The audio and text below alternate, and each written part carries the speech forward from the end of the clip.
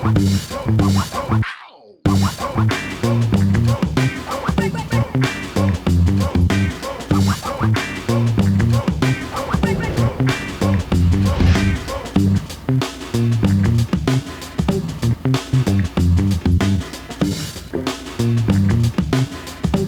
you know what it is, man. The Live Cloud Radio Show on the planet, man. Straight from the E-Block Radio.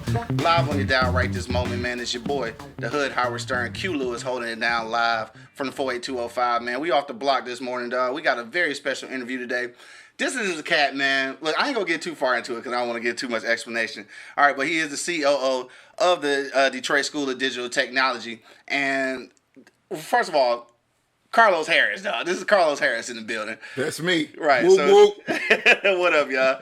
Hey, everybody, check us out on Facebook Live. What's the deal, man? Make sure you check us out at eblockradio.com for all your replays. But look, I got to tell a story about how we actually met. And this is what I was thinking about last night, how crazy this was. So, just to give y'all a little background on how I met Karlos. One day, I was on Indeed, and I was looking for some jobs. And the social media job came up for the school, right, for the digital technology school. And so I talked to a recruiter. Recruiter told me, like, yeah, come down. It was like a Monday. Told me, like, yeah, come down on Monday, like 6 o'clock. I'm thinking, like, damn, that's late for an interview. Like, but you know what? I'm with it because I want to see what's popping. So I get down there, and I pull up. It's like 4 other cars in the parking lot, maybe. And the door was, like, cracked open a little bit. And I seen Karlos in the door. He seen me get out the truck, and he like, I could see in your face, like, what the fuck is he doing here? So now I'm looking like, damn, am I at the right place? So I roll up, and you went behind the desk and shit. You was like, and still, like, when I came in, you was still kind of like, okay, like, what? It's 6 o'clock. What the hell you want? No, exactly. So I just got into the spiel, like, yeah, so, you know, I didn't turn on my cross 8 Mile voice, like, yes, I applied for this position, and they told me to come down at 6. And you like, who did you talk to? I'm like, I couldn't remember his name, but I've got a voicemail. I'd like to play it for you. Right. And he like, no, you got to do all that. So we just got to rapping. And he started telling me about how it really wasn't a position available or whatever, and it might have been some kind of mix. So now this whole time, he never said who he was. We just rapping. So then I don't even know how we got to the subject. I think you asked me about social media, and then I got to rapping about the job I was doing right then, and then I mentioned the podcast. And he was like, so how many listeners you got? I'm like, I'm not sure, but I can show you. You know what I'm saying? Mm-hmm. So he was like, all right. So we went to the back this whole time. I still never even knew who you were, right? So I'm like, I know you worked there, but I'm like, who is this dude? Like, he just about to, like, maybe the manager or something. So we get to the back. I'm showing you and everything. We going through the thing. And then you like, oh, yeah, by the way, I'm Karlos Harris, right? Like, I run this school, like. So I'm looking like, dog, this whole time, I'm sitting here talking to basically the owner of the whole operation and didn't even know it, dog. And that's how I met Karlos Harris, dog. That's how that happened. All right, so anyway, getting back to the I like that story. I mean, that's really what happened. I mean, that's really how it went down. And what really was exciting about it, though, was I was prepared. When I told you about the podcast, I was like, let me show it to you. And that's what you saw. You was like, damn, y'all kind of creative. I was like, yeah, I guess so. Maybe. And you've been doing it how long? Oh, man, I don't want to talk about it. Oh, what? He gonna talk about all my business and don't want to tell me he's gonna talk about all your business. You getting interviewed, but anyway, we've been doing this since 2010, so it's 9 years in. That's this what's point. up. Yeah, 9 That's years what's in. up. And I think it's about our time. I really think it's about our time. But all right, so back to the the School of Digital Technology. All right, so tell us a little bit about that. Just give us some background on that. Okay, so we have a school in Southwest Detroit, and it's for technology, more or less to connect residents with opportunities in the technology field. It's a vocational training school for anyone that has a GED, high school diploma, and so that they might be able to take some of the skilled trades that we offer to have employment that they seek in some of the opportunities that are coming in. Right. So our belief is that, you know, those that are looking for jobs within, you know, information technology, A+ all the way up to cybersecurity, drone technology, graphic design, film production, you know, if we can give them a shorter route in order to express that creativity or that admiration, then our hope is that we will be able to connect them with an employment opportunity. So that's what we're about. Okay. And how did it come about, though? Like, so that's a question you would have to ask. And I'm sorry, y'all, but I have to say it, my wife, right? So have to ask her. You don't know what the hell happened. No, because I came after the shots were fired. Okay. All right. Okay. So I'm a digital marketer. That's my trade. I've been doing that since, for the longest as I can remember, but officially since about 2010. And I had a contract with this organization called Motor City Match. Okay. And at the time, my wife... And that's where I remember the school from, Motor City Match. All right, so we get to that. Yeah, so my wife was a awardee of the Motor City Match program. Gotcha. And I was paired with her as a technical assistance provider to render branding and marketing services. So literally, I met her about 4 years ago. Okay. And, you know, I showed up at the school and... one of my mentors, and I believe that. So she wasn't your wife at the time. Heck no, she wasn't. My wife. Oh, okay. Now we get into it. Everybody gonna learn something today. Yeah, right? now we get into it. Okay. She wasn't my wife. The secret's out the bag. So Right. I show up, and a mentor of mine, and this has really been one of those great guys in my corner since I came to Detroit. He wanted me to come down and to see what the school was attempting to do, right, and see how I might be able to aid in some of the success. And so I came down this one night, and I'll never forget it. We met right back there in the jail cells. And, you know, as we were standing there talking, you know, I'm like... For somebody who haven't been down there, they don't know what you're talking about. Yeah, right. Well, look us up. Look us up. Right. Look us up. DSDT, Detroit School for Digital Technology. There are definitely jail cells in the facility. So I'm standing there and I'm talking to her, and, you know, and in my mind, as she's speaking, I think that, wow, man, have you ever met somebody that you just wanted to plug into? Yeah. I haven't yet. That's why I'm not married, but not necessarily. I figure that's the feeling. Well, not necessarily on the intimate level, right? Okay. I'm talking about a person like I don't know, maybe a Steve Jobs or Mark Zuckerberg, someone that, you know, you see their energy, you see their drive, you see they're a go-getter, and you just want to plug right into them. No, we sitting right here. So this is why we're interviewing, because of that same dynamic. It is, right? There it is. So that was what I felt when I met her. I just wanted to plug into her. Yeah. And since that moment, I have not left that building. Yeah, that's what's up, Dad. So it's been roughly almost 4 years now. We've been married almost 3. Okay. And that's what we do. That's what's up, man. So you found love and opportunity all at the same time. I don't know if it was...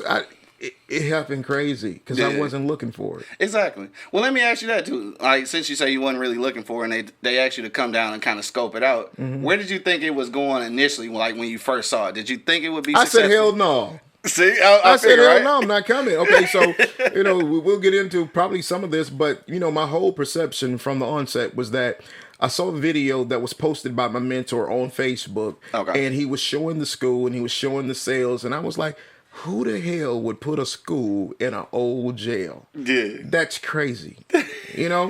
And one of the biggest things was, do they know what happens in jails? Right. You know, like, do they got it mixed up? Right. And then that's not a fascination for me. So I was like, I'm not going. But when I talked to my mentor, his name is Ezra Brown. Y'all check him out.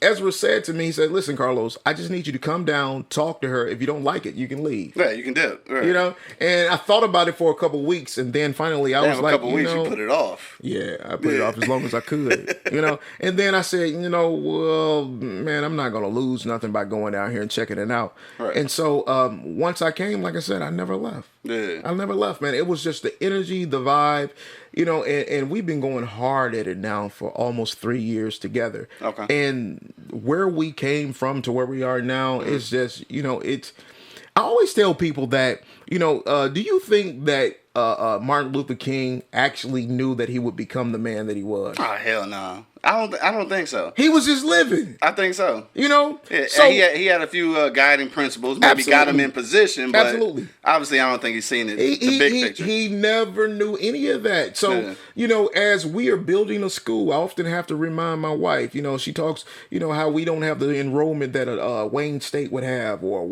Wayne Community College. But you got to think those institutions have been there since 1865. 1800s, yes. You know? Real. We've been there for 4 years. We've been there since 2000 and really working at it since 2016 September. Right. Yeah, and I remember, and that's why just going back to that, I remember seeing the Motor City Match, and this is where I first seen the school, and I was actually interested in. I wanted to actually enroll. At that point, that was a few years ago, and then that's before I moved out to Colorado. And then I kind of lost touch with it. But I remember the young lady I was with at the time. I was telling her, like, I think this is dope for the city. And when I got out to Colorado, I told you I did an internship at Denver Open Media, which is something really similar. And I was like, man, we need something like this at the crib, and we actually had it at that point. Yeah. But it's like a lot of people don't know about it, I think, and they don't.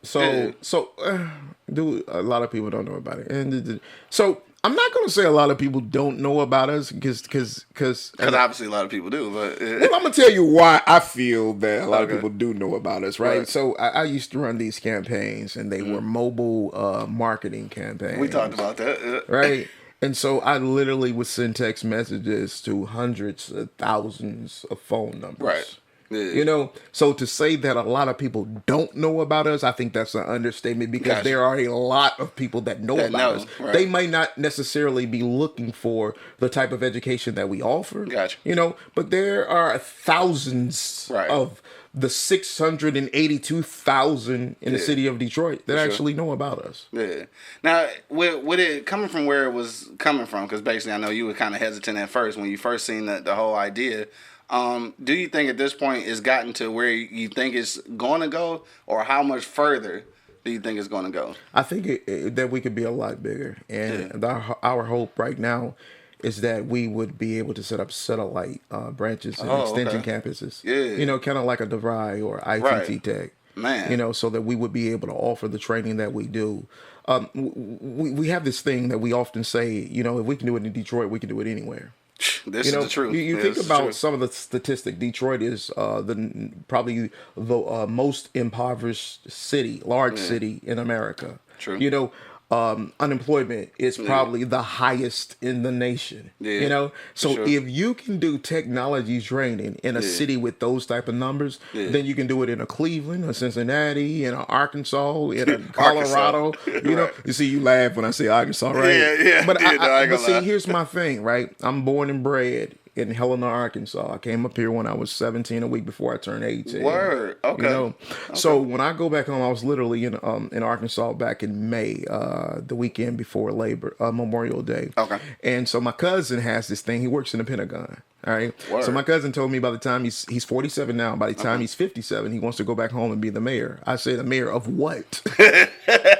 Right? So, but at the same time, if he wants to be the mayor, then right now I'm on a path to build workforce development. Right. Okay. I want to go back home to help bring jobs to my community. Yeah. You know, Detroit is the testing ground for me. Right. It's where we perfect everything. Okay. So that's your overall plan. That's I don't know if it's my overall plan. I think it's just one of my life's duties. Gotcha. You know, I've done so much. Not a goal, but a duty. Listen, I've done so much wrong that I spend the rest of my life trying to give it back. For sure. You know, so that's for one me, way to look at it. You know, if I was able to go back home, because you know they always talk about how Detroit is the worst of worst, and this, and you know the murder capital, and blah blah blah blah. I'm from a small town called Helena, Arkansas. They call it Hell Town, right? A couple years ago, it was they had military lockdown. You know, from 6 to 6 in the morning because crime was just at an all-time high. And how many people live here? Man, probably 2. 2. No, literally, I think that it's like 12,000.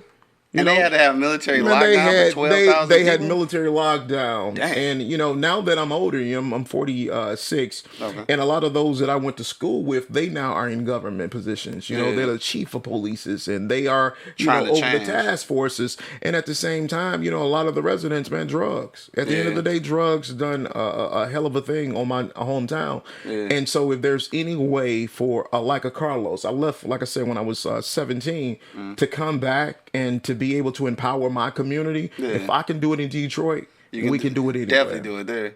So I gotta ask, man, at 17, what made you shoot that move all the way from Arkansas to Michigan? So the story goes, right? Because that's an odd jump. You know what I'm saying? All right. So my mother lived here. Got you. Okay. All right. So my mom lived here. I was raised by my grandmother, like so many of us when we were younger. Damn near all of us. You know, my grandmother raised me from 3 to 15, gotcha. And my mom left at 19 to come to Michigan with her sister. And so my grandmother would never let us come live with my mother per se. And I love my mom. She's still here now. Yeah. And actually, my mom used to live right over here on Beeland. What? Right around Over the there corner. by the, right across from the cemetery. By the cemetery. Right across Man, from get the back in 1993 and 4. Yeah. She lived there. That was the first place she moved back to when she came from Arkansas again. Damn, shout out to the Red Zone 48205. Yeah, that's what's up. So but it was my passion from coming up to see my mom. I remember she was in Ypsilanti at the time, and I had an aunt that lived on South Side, and my mother lived not too far from there. Ypsilanti? Yeah. People that don't know, man, cross the tracks in Ypsilanti is something, yeah. Yeah, so... If you're not familiar. Right. So, I remember, and I was probably about 9 when we would come up in the summer to visit her, and I remember walking across EMU, Eastern Michigan University's campus, and it was quads. The biggest thing I'd ever seen. And me at that time was I wanted to come to Michigan to go to school. Word. So by the time, I got to be in high school, I felt that I could get better scholarship opportunities if I was an in-state student as opposed to coming from Arkansas. So my aunt gave me an opportunity to come up here to go to school my senior year. Got you. Okay. Yeah, we don't want to talk about what happened thereafter, but I had the opportunity. Yeah, the opportunity was there. Yeah, the opportunity was there. So you went to Ypsi or Ypsi Lincoln? I graduated from Ypsi High. Ypsi High? Okay. Ypsi High to 1991. Oh, all right. Shout out to Ypsi High. Yeah, that's what's up. That's what's up, though. Yeah. So, I got to ask you this, too, then. You coming from Arkansas, and then you get to Ypsi. Like, how do you see the differences between those three places? Like, or is it more a similarity? It's slower. It's slower? Arkansas, by far, is slower than, of course, it's slower than Ypsilanti, and Ypsilanti is slower than Detroit. Okay, definitely. I can remember, I got here October 19th, 1990. Okay. Right, and I remember that weekend we came down to Detroit. Yo, it was rough in the 90s, bro. Well, put this in perspective. I remember that Sunday when we came down from the lodge all the way to Belle Isle. Jefferson was packed bumper to bumper. Remember that? You know what I'm saying? Remember that, dog? And used to look like Crenshaw. That's what I got caught up in. Yeah. I came through the 90s when we would come down to the Black Soul nights at State Theater and the Warehouse and the danceries and the dancery across the street from King High, dog. Cut it out. Dancery. That's what I would do. One way in, one way out. But here's the thing, and I often have to remind people that, I'm not a Detroiter and I don't make claim to that. I respect Detroiters because this is you guys' home, right? Yeah. And at the same time, I've always been that suburbanite on the outside looking in, right? I'm the guy that was watching Channel 2, Channel 4, and Channel 4 and 2 was saying, don't come down here because you can't stop at the gas station. True that. True that. So when the casinos came to town, gave me an opportunity for more Detroit. Yeah, for sure. But in 2015, when I landed here and I came through a program of MDOC, and I was at a homeless shelter over at Oasis in Highland Park. Okay. And I remember I woke up one morning and to come out, and there was a guy standing outside, and he was saying, those white people's coming in taking over. And I thought to myself, if the white people coming in and taking over, what are you doing to get a part of what they're coming to take over for? You know what? That's a classic argument about gentrification. Like, we can argue about what's happening, or we can jump in and take advantage of it. Absolutely. For sure. So, and again, we not just go glaze over that whole section that you just did. We gonna go back to that. Absolutely. But so, I that day I got out and I started walking downtown. Okay. And for the first time, in my adult life, I'm now in the center of Detroit. I'm down at Campus Martius. And Detroit is not what they portray on television. Oh, no, definitely not. Definitely not. And I realized that, too, when I was in Colorado and seeing it from the outside looking in. I mean, don't get me wrong, it's rough. Yeah. But, a lot of us survive. And it's everywhere is rough. It's not do or die. Everywhere is rough. I've been Louisville, Kentucky is rough. Yo, I heard, though. You know what I'm saying? Yeah, I heard. Detroit hasn't had a military shutdown from 6 to 6. Right. Probably, not since the riots. Civil rights riots, sure. right? Yeah. But since then, come on now. So there's a lot of communities that you're going to go to, and you're going to find the rough of the rough. But at the end of the day, Detroit by far is a beautiful and a wonderful, amazing place to live in. I've been here now 3 years, and I love it. Right. And it's definitely on its way to something.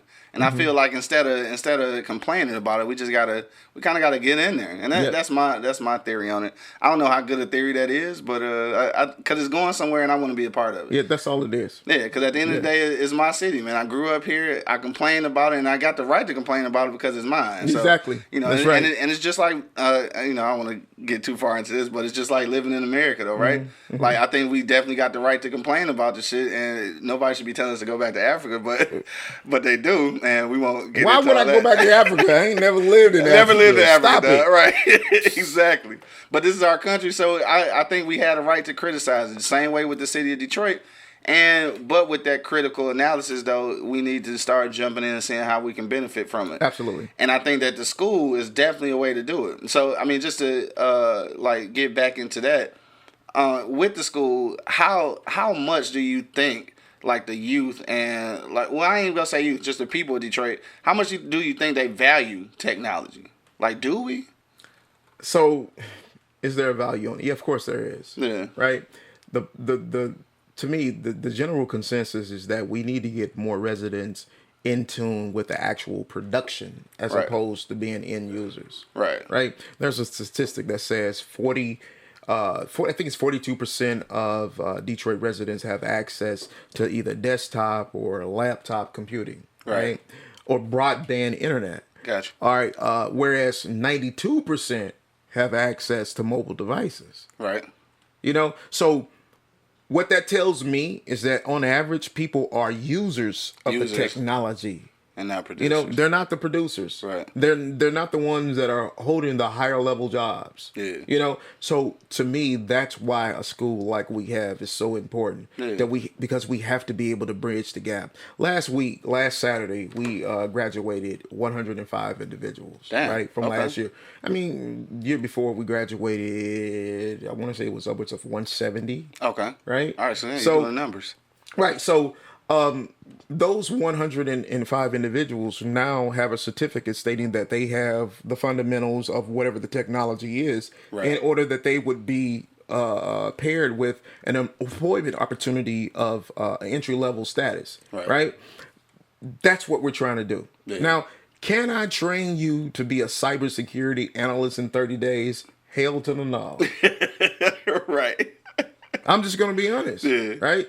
I can give you all the information in the world, and to a degree, it would be information overload. Yeah. But at the end of the day, I can only train you to do so much in a confined setting. Right. You have to be passionate. You have to pick up the tools outside of a classroom setting and say that you really do want it. Right. I'll go one step further. So one of my employers got back with us earlier this week. They have a position. Well, they have about 20 positions that they need to hire for prior to August 10th, right? And so they said they needed to see a list of resumes. So we sent over about 8, right? Okay. Do you know, out of the 8 resumes that were sent to them, only one of the individuals even called them back? Really? That's ridiculous, man. That's ridiculous. What do you think is the cause of that? Grown folks just don't want to be about their business. Man. Can I just put it that way? I was hoping you wasn't going to say that. I'm just going to say it like that. Grown folks just don't want to be about the business. Everybody want a job, but everybody don't want to work to get the job. Yeah, for sure. And that's the truth. Yeah, definitely. So I was doing these interviews this week, and I got these resumes that come to me, and I'm looking at one resume versus the other. Just the resumes alone, you can tell the person that actually wants the job. Yeah. Can you really though? Hell yeah, you can. You can? Yeah, you can. And sometimes I think resumes are off-putting though. Like, listen, man, really. No. I can take you back further than this. Like I said, I'm old, right? I take you back to when I was 23. I was a route supervisor for a maintenance company, a janitorial company out in Ann Arbor. Okay. And I remember I was doing interviews one time, and my supervisor said to me, she said, "Listen, the applications that you get, if they don't take time to sign their name legibly, throw them away." Yeah. I said, "Why?" She says, "Because they don't even want the job if they didn't try to sign their name right." And that stuck with me, man. And I guess there's some truth to that, right? You know what I'm saying? For things that you really Damn, my want. shit not legible. Maybe that's but that was her thing. And it became my thing. Right. And it's probably a lot of others.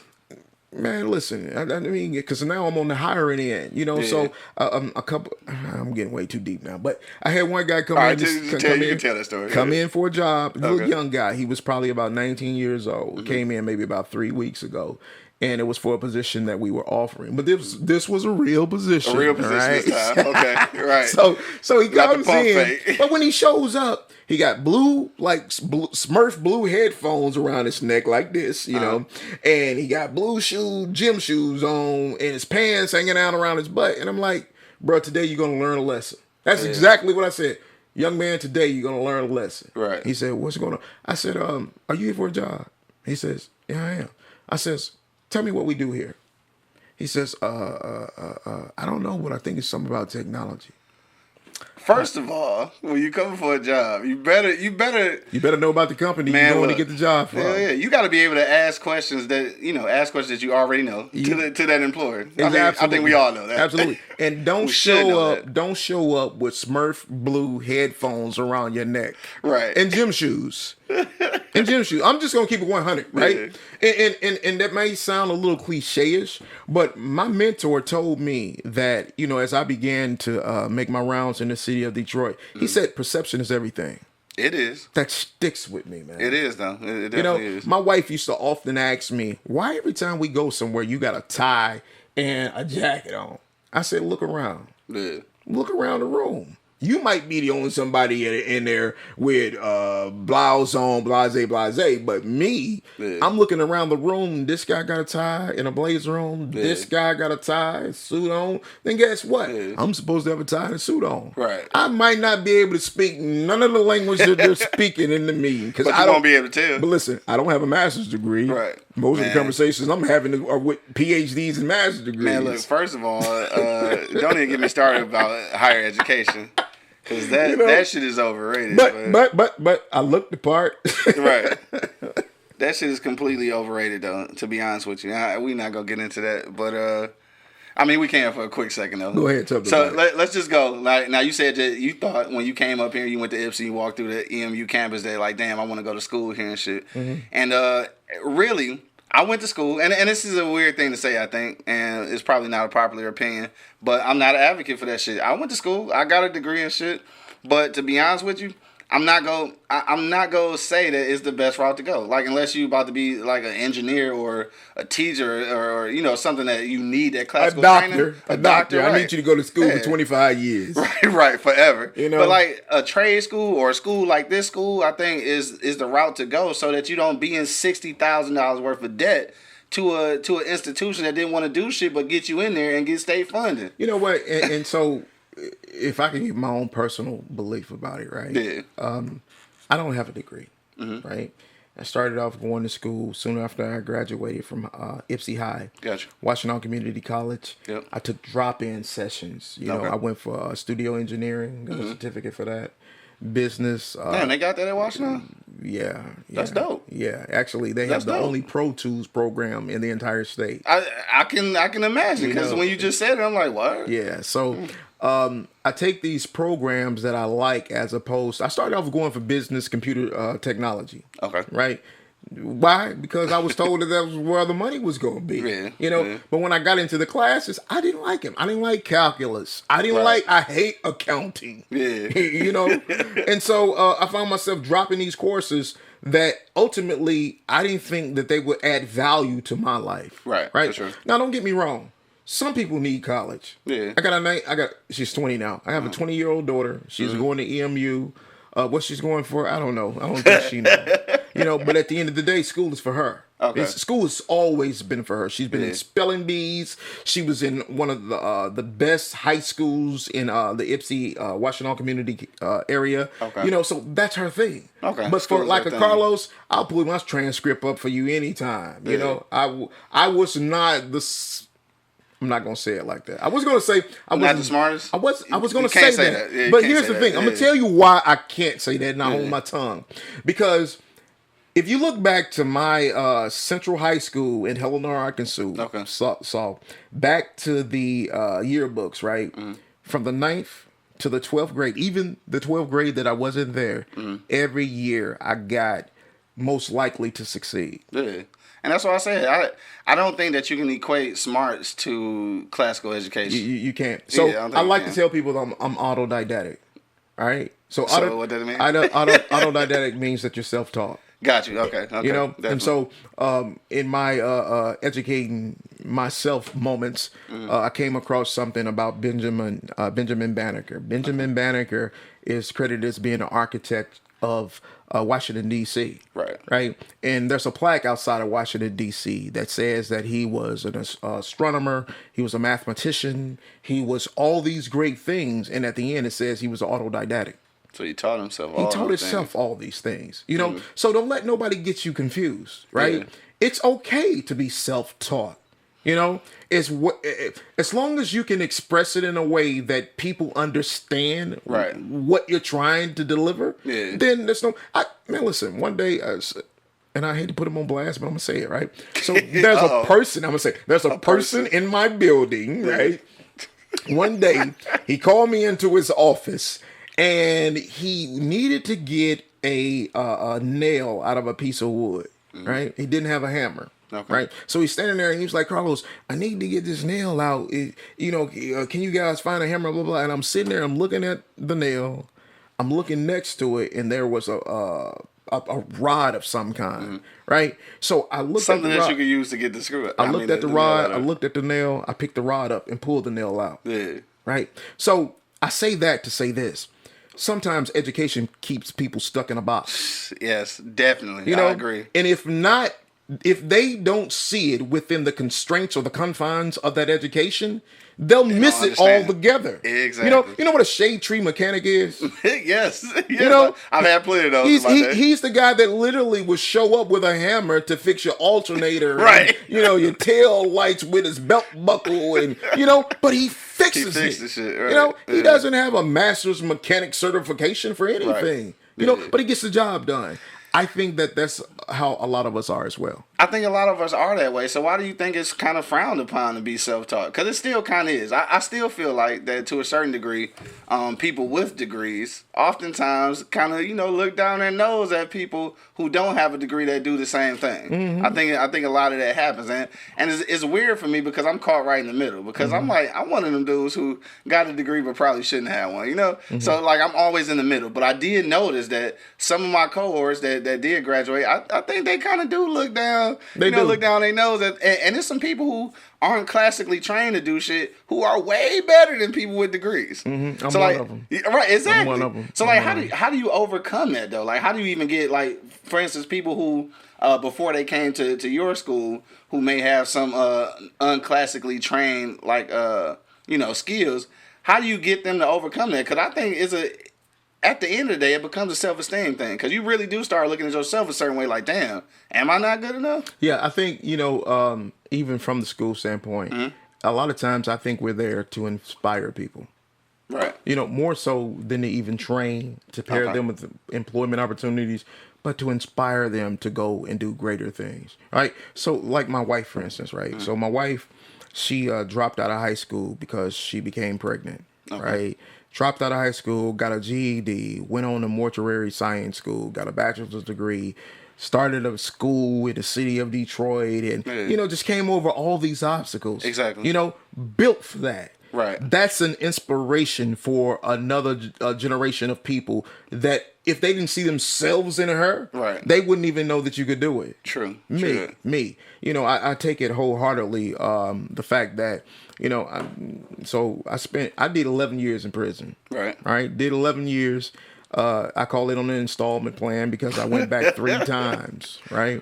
So I do these 11 years, and now I spend the rest of my life, 1, staying out of prison, and 2, inspiring people to show them that you can do anything that you put your mind to. For sure. I got a cousin, he called me the other night, and he was telling me about all these life ills that he's having. Mm-hmm. He was like, I'm on a sex registry, and I got this going on, and I can't do it because of this, that, and I said, okay, and what's your point? All the reasons you can't do something. I said, that may work for someone that doesn't understand. Right. Don't give me that, man. So you've been there, done that, so you already know. You can't tell me about being homeless. Yeah. You can't tell me why you can't get a job. I got 14 felonies. Why you can't get a job? Yeah. Because to it, sometimes we're in our own way though. Definitely, sometimes we're in our own way. People, I don't know if I can say it like this, but I will. You know, I think sometimes people just want to be pitied. Yeah, yeah, and I don't know if they do it automatically or do they intend to do it. Or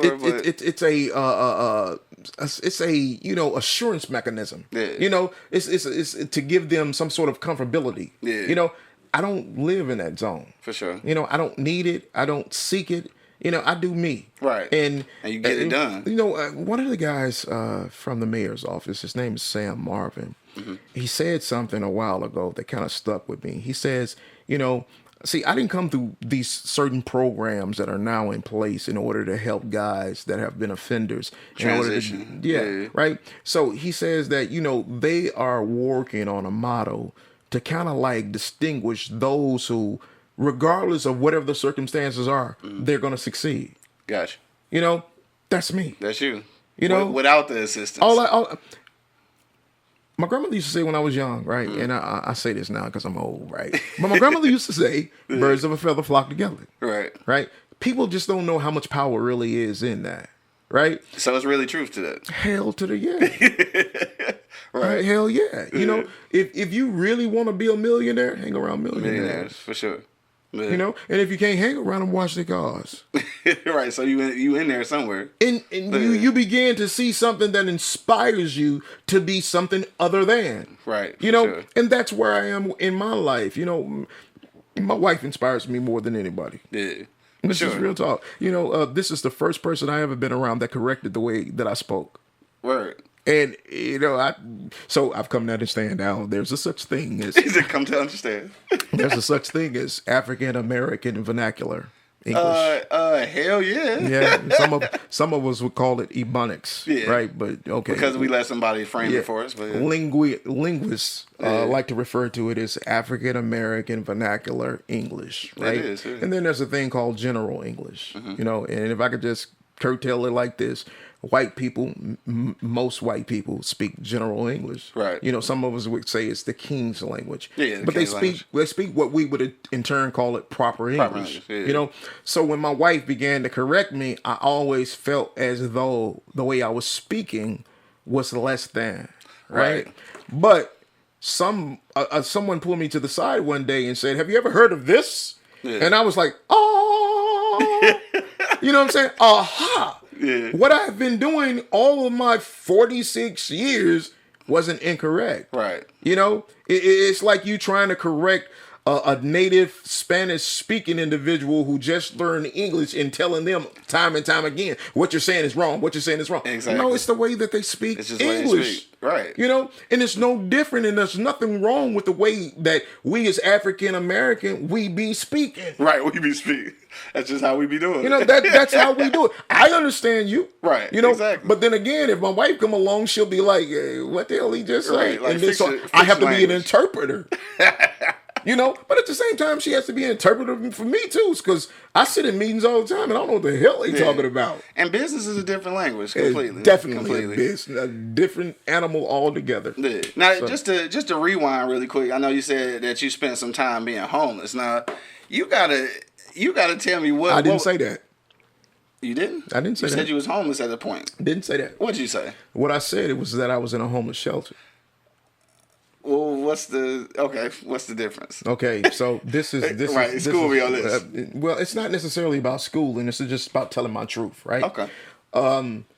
So in 2014, I get released from Detroit Reentry Center at Ryan Road, right, for a violation that I had. Okay. And so when they released me, I can't go back to Ypsilanti, Washtenaw community, where I'm from, because my case was out of Wayne County. Gotcha. So when they release me, they send me back to Oasis, which is a homeless shelter. I got you. Right? Okay. So I get out that day thinking that I'm going back to Ypsilanti, where I'm from. Right. And they tell me, no, you're not. You're going to Detroit, and you haven't received an approval to be placed in Ypsilanti yet. Gotcha. So I go to the homeless shelter. I go there at 6 o'clock in the afternoon after I'm released, and I show up on the doorstep. I got the Michigan Browns on. The DOC Browns. And I walk into the door, and, it's busy, and, it is what it is. But I tell you this, man, as I was standing there, I thought in that moment, I'm supposed to be here. I'm supposed to be here. Hold on. Man, listen, I ain't never been homeless a day in my life. I'm not going to be homeless. Yeah. I'm just going to keep it real with you. Right. Right? You going to find a way. Listen, I've been to prison. Yeah. Right? I'm going to go get it. Yeah. Not now with that type. I don't have to do it anymore because of my skill set. Yeah. But back then, I would never be homeless. Cut it out, man. Okay. And so when they put me there, though, it was something that I knew that I had to go through in order to get to where I was going. Gotcha. So now when I'm here in the position that I am and I meet the people that I do, I've had students that come to the school, they're homeless, they sleep in their cars. I had one veteran, he needed some assistance, but because his whole family was going through an issue, they had to go to the shelter for a minute. Man, I can empathize with him now because I've been to a shelter. There, for sure. Not that I had to be. I was there for 4 months. Yeah. I dealt with bed bugs, the whole nine. Yeah. Man, I'm telling you, man. So I had like, dog, I got a story. Listen, I bought a little Toyota Corolla. Okay. $800. My mentor gave me $800 to buy this car. And so I buy this car, I park it outside of the shelter every night in order that I would go back and forth to the little job I had, right? Okay. And what do you know? Man, one night somebody break the windows out. Wasn't nothing in the car, but they break the windows to go into it. Wow. But at the end of the day, that was part of my transition to get where I am now. Yeah. Don't come on, cut it out. So what? You got to be homeless, right? You can still. You ain't about that pity party shit. I was at the shelter. Yeah. Like, so what are you saying? You know what I'm saying? Yeah. I mean, what you talking about? I just don't get. I mean, maybe too, I'm not supposed to get certain things. Mm-hmm. I do empathize with a lot of things, a lot of people in their struggles, and at other times though, I don't want to hear pity parties. Yeah. For sure. If you're looking for a handout, that's not me. Yeah. But if you're looking for someone to assist you with getting to where you're trying to go, then I'm all about that. I'll help you 100,000 times. For sure. Right, because you've been there, done it, and you know what it is. Right, for sure. Yep. And look, just to also, we ain't gonna get too deep into it, but just to piggyback on the DOC portion of things, I just want to ask you this, because this is a random conversation me and one of the homies was having the other night. Mm-hmm. And it's a serious question too, though. How similar do you feel like the Department of Corrections is with the actual inner city schooling system? Because we got into this conversation because it's like it's almost the same kind of setup. Like, because I'm not an advocate of traditional education. Like, I'm really not. And we started discussing how similar it is in a Department of Corrections facility as it is in an actual school. Is there any truth to that? Or was we just having a high moment in the conversation? I like the latter part of that. Just having a high moment. Because here, see, before I can even begin to try to analyze and answer that question, what do you guys use as a reference? Detroit Public School System. No? Okay, great. You went to Detroit Public Schools, but which one of y'all been to prison? A couple of homies, they hadn't been to like prison, like extended time. Of the ones that you were talking to about this conversation, a couple year stints. Okay, so they've been to prison. Yeah. So they know what prison is like and what the Detroit public system is like. Exactly. So they have a reference. You don't. I don't. Yeah, I don't. That's I don't. I can't say that. I can't say that they're the same. Right. Okay. See, so here's the biggest thing for me. You got to understand that there's a big movement right now for the so-called returning citizen. They call those justice impact individuals right now, right? And it's happening not only in Detroit or in Michigan, but all around the nation, right? And so each one of us have a different story because of our experiences with the system. Right. Right. So one of the biggest things that I often have to remind people is that my story isn't like the guy who was inside prison and he had the boyfriend named Bubba. All that crazy TV stuff. That TV shit. I mean, listen, I never had one fight. Yeah. Right. I never had a guy press up on me for sex. Yeah. That's TV. Yeah. Truth be told, if prison, and I always say this, if prison was that bad, I went 3 times. Right. Make it make sense. Yeah. It can't be that bad. It can't be that bad, You know what I'm saying? Yeah. I think the worst thing is just your freedom. Just being told what to do freedom? and when to do it. What's freedom? Oh, man. What's really? freedom? That's what you're about to do 100, right now? 100. So here's the thing. Being able to make a conscious decision on what you want to do. Man, listen, cut it out. All right, I'm raised in the South. Yeah. You know what I'm saying? I couldn't even go in the refrigerator at 15 years old without asking my grandma. Right. I get up in the morning. You better not get out of bed until she tells you to at 15 years old. Yeah. You know what I'm saying?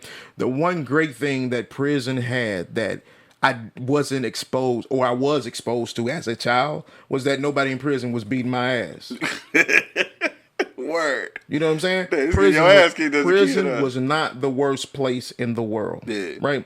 I see people on the street that are in worse prisons than I ever have been in my life. Dog, that's deep. Think about it. That's a soundbite right there. Whether it be individuals who have some sort of drug addiction. Mm-hmm. You know, I'm starting to see a lot of them now with heroin and you know, tracks and everything. Making a comeback though. Drugs was never my thing. Never my thing. You know, I was sitting there the other day. I was talking to some. I smoke weed though. But okay, so great. About it. All right, and I was just about to go there. So I was just talking the other day to some vets.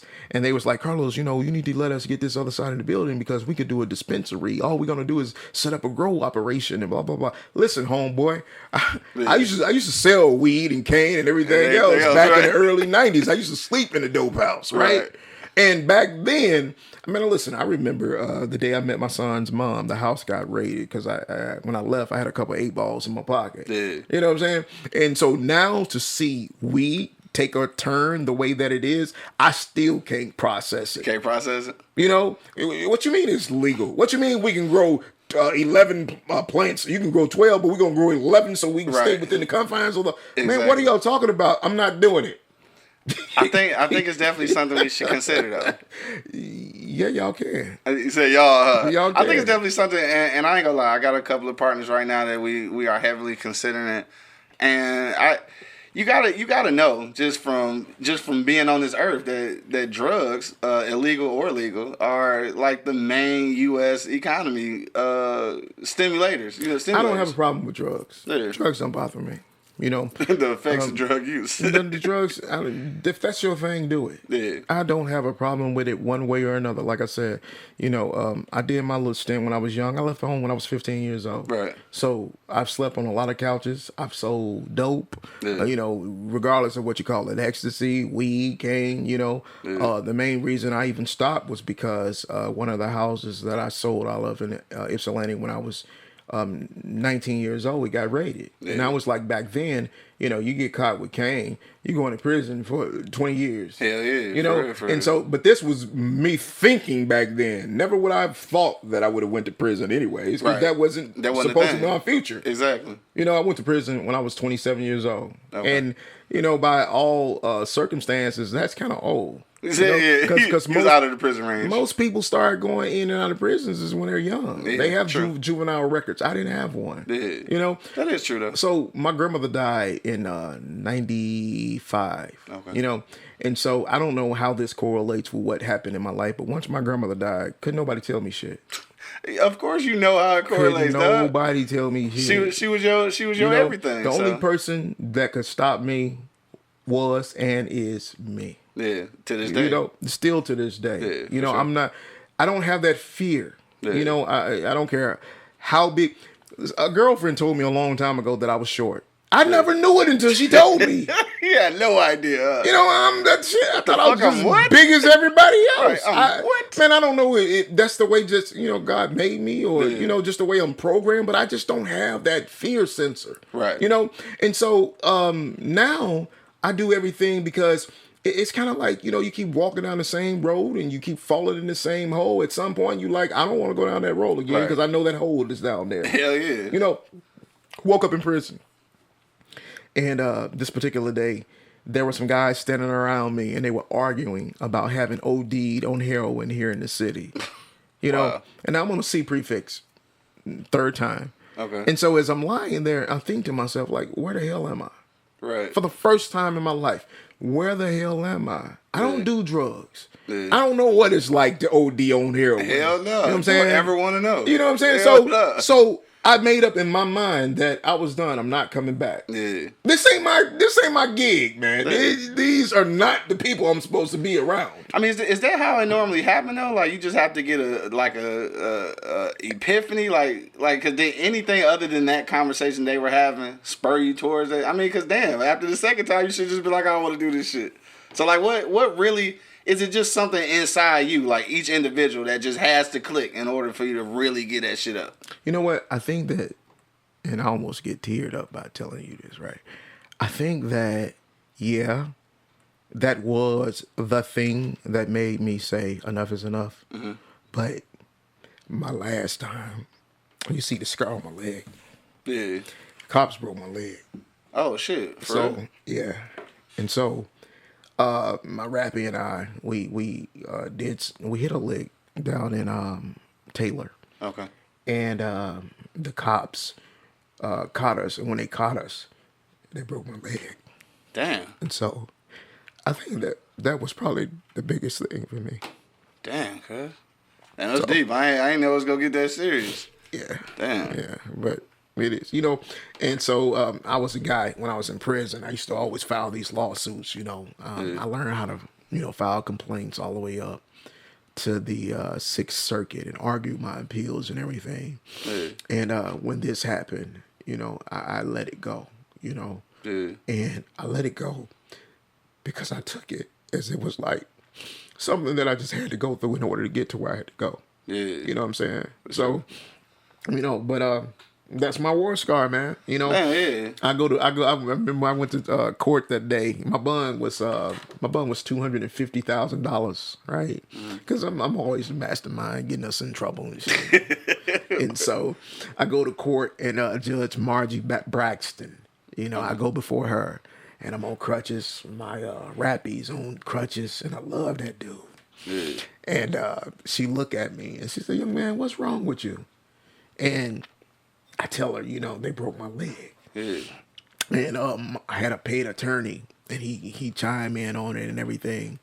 And she was like, "You mean to tell me that those officers in Taylor did this to those young men?" And she was like, "Yes, ma'am." And so the prosecutor chimed in, "But Your Honor, Mr. Harris has an extensive rap sheet. He's blah, blah, blah, blah, blah, blah, blah, blah." Like that's a reason for it. Yeah. Exactly. And that's exactly what the judge Hell said. Yeah. She was like, "Madam Prosecutor, that is not a reason for anything that happened to these young men." She said, "You know what, Mr. Harris, today, your lucky day. I'm sending you home." Yeah. Sent me home. And she sent me home. My bond went from being $250,000 to being a personal recognizance. Word. She let me go home. And for 8 months, you know, I had to go get surgery on my leg. Yeah. For 2 years, I walk with a cane. Yeah. You know, so, but, you know, that's part of my story. You know, you know, so many times people see me. I remember one day I was sitting outside the building at the school, and I had this girl working for me. And she was telling me she was having a hard time. And she said, "Karlos, you wouldn't understand because you wearing brand new Jordans." She don't have a clue. Man, listen. If you want to be Karlos for a day, are you willing to lay down and let cops beat you and break your leg? Right. You know? Yeah. Don't never take for granted what you think somebody else is or the illusion of who they are. Remember, I told you, my mentor said perception is everything. I'll let you always see what you think you want to see. Yeah. You know, you come to the school, I'll be the janitor. Yeah. You know, I'll be the recruiter. I'll be anything you want me to be. But at the end of the day, do you really want to put yourself in my shoes in order to get what you think I got right now? Because ultimately, I don't think you do.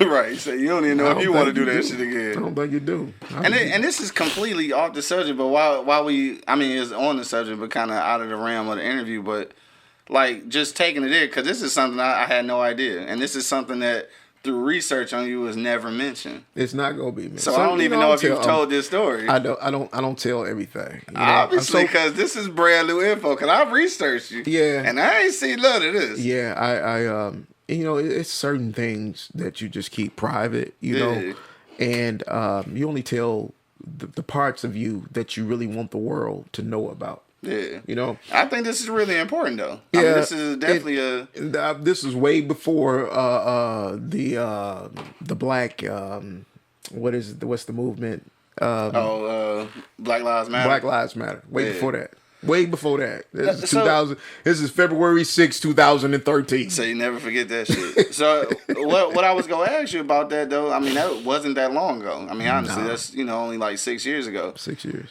How do you rebound from that and still respect authority figures? It's funny, man. God is good. God is good.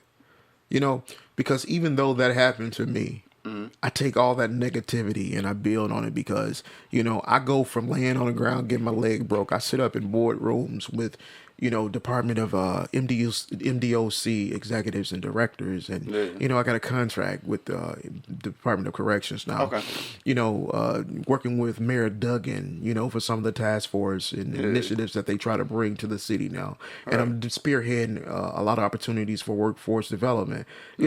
I mean, I take that, pull from it in order to compel or inspire people to do something quite naturally. Otherwise, they wouldn't see any hope for it. Yeah. Damn, that's a quality, bro. That's definitely a quality because that shit would fuck me up. Like, I don't know if I got the strength to be able to be like, because I'm going to be, from that point forward, I'm going to be like, fuck the police and everything like it. You can't be. But you know what? You know what, Q? Be. I'm gonna tell you something, man. And I always, my aunt says this all the time. Mud Deer cursed us with her heart. Mud Deer was my grandmother, right?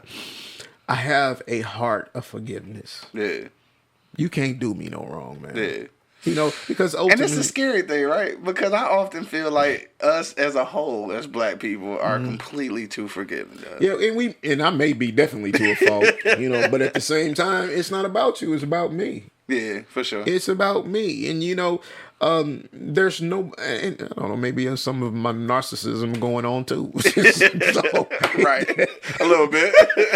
You know what I'm saying? I'm in my own world, man. None of that matters no more. In order for me to get to where I got to go through this. Yeah. And that was just part of what I had to do. For sure. So, it is what it is, man. Damn, this is a deep conversation, though. I think we gonna wrap it up in a minute. I really had no idea we was going there with it. Yeah. It's funny because I have to say this again. I did some research and I didn't see anything about this. Yeah. It's not out there. And sometimes even my wife was telling me one time, "You ever think you should still sue them for what?"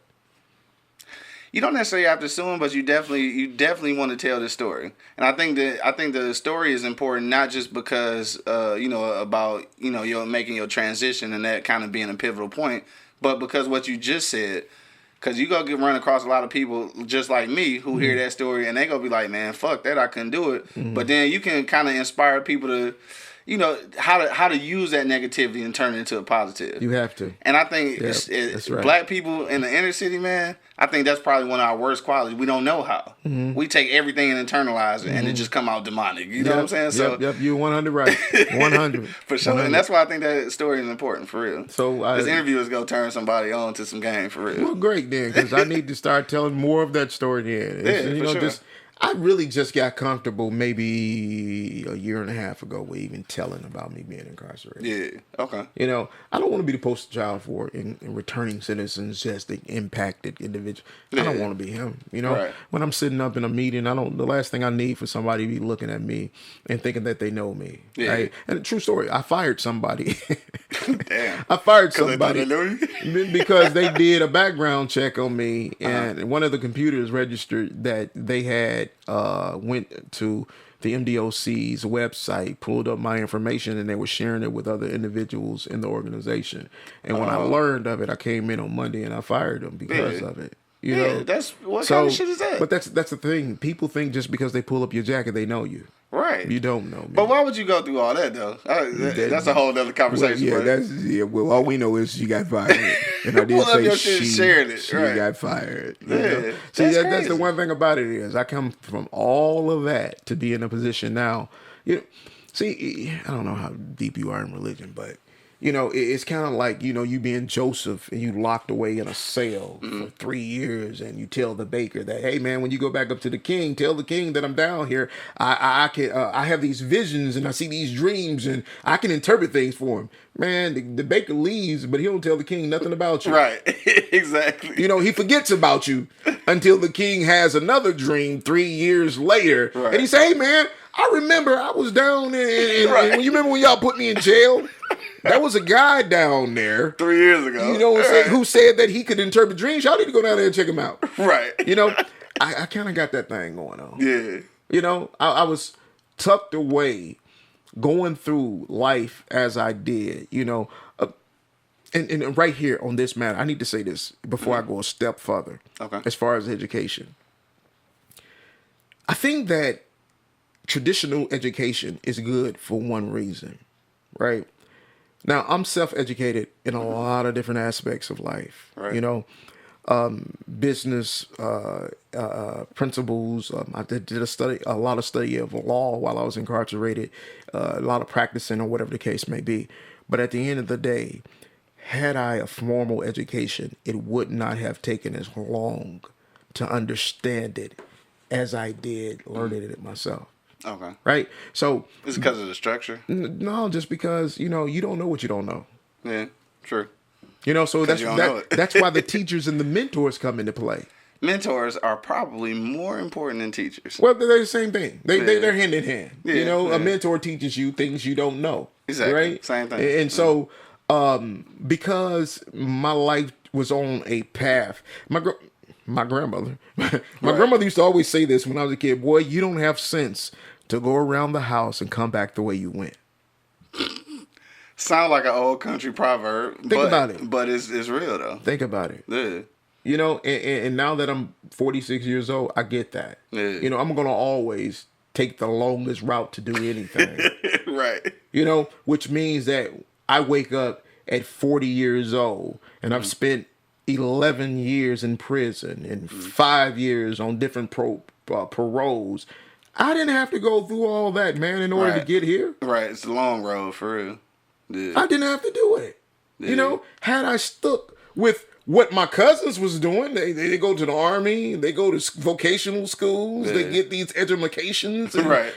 Nobody been in jail, and their lives are beautiful now. Yeah. But I had to take the long way in order to get here. Everybody's path is different. Absolutely. Yeah. But would I change it? My wife and I always go through this. No, I wouldn't change it. Yeah. I wouldn't change it. I mean, it made you who you were. Yeah, absolutely. Yeah, it definitely makes you who you are. Absolutely. Yeah, absolutely. And I value it. So. Yeah, for sure. All right, we're going to get ready to wrap it up, dog. So just got to ask you about what you got coming up in the future, you know what I'm saying, as far as the school or any other endeavors. What else you got going on? Because we didn't even touch base, which means we're going to have to probably have another interview. We didn't touch base about your book.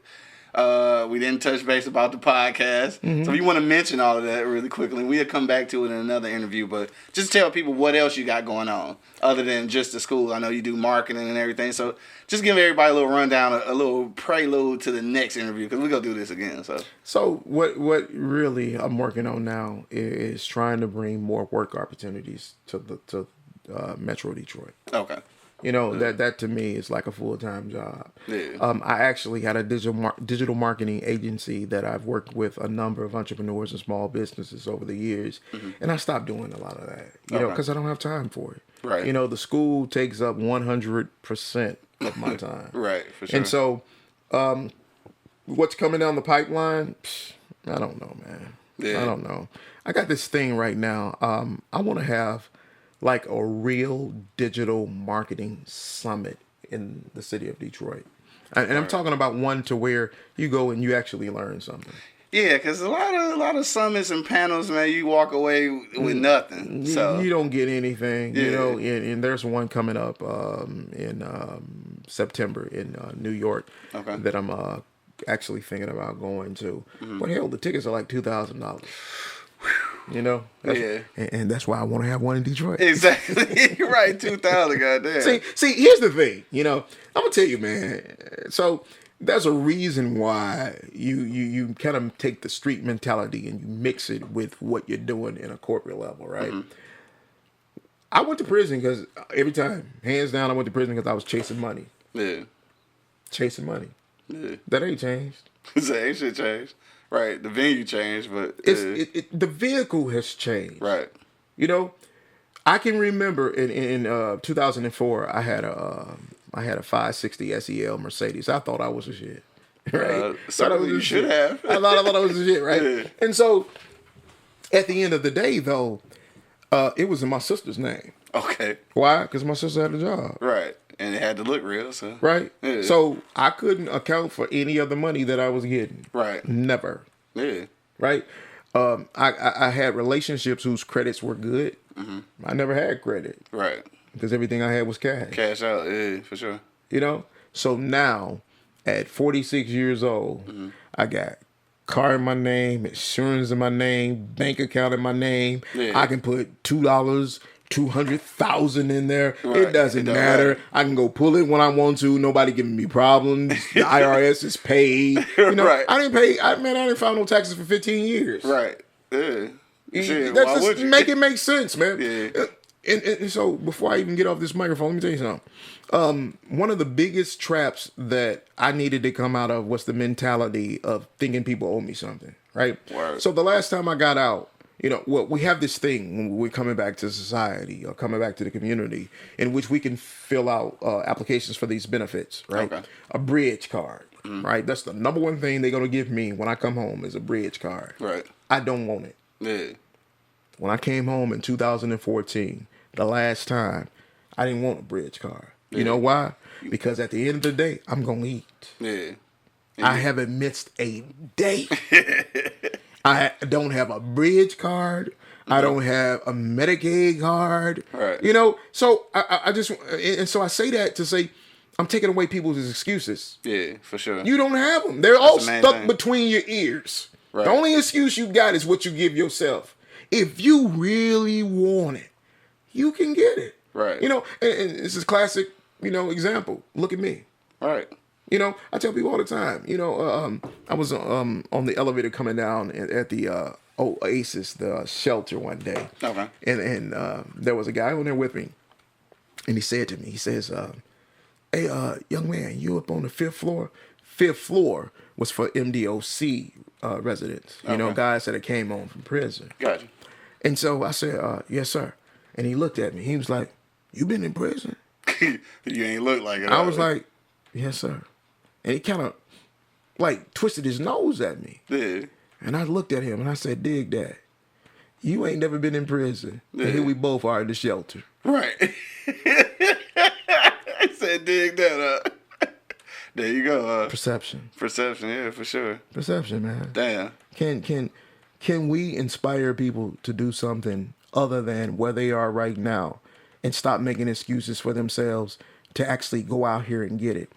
The white people ain't taking it from us. Right. You know, and I know that's going to sound crazy to some people, and I know I got activists, they're going to be like, he don't know what the hell he's talking about. Yeah, I do know what I'm talking about. You know, because I've said it in some of the meetings where I'm the only black guy in there talking or listening. Yeah. You know, man, listen. There's some limitations. Man, listen. At the end of the day, they got money.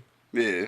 We need money to need do money. anything. True. If you want to go out here and you want to picket, you know, on Jefferson down at the Homeland Security. Homeland Security for ICE and all that If you want to go down there and picket, you got to have money to buy the signs. Right. You got to have money, period. No matter what you're doing. You know? So figure out how to get the money, and then the rest of that will come along with it. Matter of fact, I'll pay somebody to go down there and picket for me. Let's do it. Right. See how many people show up. Let's do it. Yeah. All right. On the way out, dog, I just want you to give, like, for anybody who may be watching this interview right now or listening to it, what would be your final words of encouragement for somebody who had a situation like you, or not even a situation like yours, but maybe just coming from the inner city? Like, what kind of motivating words would you give them for people who may have actually lost all hope? That's a deep one. That is a deep one. Because I don't think that, for the most part, we ever lose hope. We just get caught. That's just a term we use. We just get caught up in our drama. You know, I can see that. We get stuck in survival mode. I was in survival mode. Yeah. You know, I got to go hit a lick. I got to be able to pay the rent. I got to put food in the fridge. I need gas in the car. I'm surviving. You know, so I gotta come out of survival mode and start to understand that there is an after.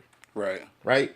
How do I begin to plan today for the rest of my life? And I think that that's the most important thing that people have to take consideration of. You know, I was for a lot of years, man, I was just in and out of, dumb stuff just because I was trying to survive. Right. You know, and life is so much more than just surviving. Man, for real. You know, sometimes it takes us a long time to realize, though. I'm old now. I'm old. I got gray in my beard and finding it everywhere else on my body. You know, I wish I was younger. Like, my knees ache. It ain't just because it was broke. But my feet hurt. Right. You know, man, I want to get out here and enjoy and see some of the world, man. For sure. That was when I was incarcerated. I always had these two places I wanted to go if ever I had the opportunity. One was New York, the other was Vegas. Yeah. Been there. Right. Been there. Now I got my eyes set. I want to go to Hawaii and I want to go to the Caribbean. Yeah. And so I'm gonna go there too. Right. Because at the end of the day, I've come to understand that you speak things into existence. This is true. The power of life and death is in the tongue. A lot of those principles, man, they really have some substance to them. Right, for real. And the more and more you begin to do those things, the more and more you'll see where your life takes a whole different turn. I don't know how the hell I got here. Right. I don't know how I got here. I don't know how I get to sit and talk with, whether it be the mayor or I'm at, MDOC and I'm a champion and I'm telling people that look like me and are going through situations like me and they think that the administration is against them like I thought. Tell them, no, man, they ain't like that. Right. It's actually some people that care about our community. Yeah. Man, cut it out, man. I'm like trying to be the Moses of my people. They're the Moses. They're the Moses trying to get us to be set free, but we're only being held back by our own inclinations. True that. So I think that the biggest thing for people to just take notice of is the fact that anything and everything that you want to do, you can. Yeah, simple as that. Period. Period. Stop telling yourself you can't. Right. If you tell yourself you can't, then chances are you can't. You can't. No, on that note, man, we're gonna wrap it up right there. You want to give the people where they can reach you at, like your social media and all that stuff? Yeah, everything is Karlos with a K. I always say, if you ever meet me, my name is Karlos with a K. For sure. Karlos L. Harris. And that's on all social media. That's on Facebook. That's on Instagram. Sure. That's on Twitter. That's on everything in order for you to get in contact with me. All right. Karlos L. Harris. And anybody trying to get, maybe enrolled into the school or get more information? Yeah, go to the website. That's D as in dog, SDT.edu.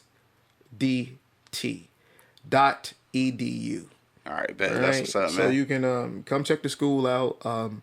We pretty much it's workforce development more so than just a school. It's vocational training. We happen to believe that it's a skilled trade for technology, and if we can get you paired with the skills that you need in order to get entry level positions in a field of technology somewhere, then that's what our job is. I just want to get more people in the technology sector somewhere. That's it, man, and that's where it's going for real. Mm-hmm. Yeah. Mm-hmm.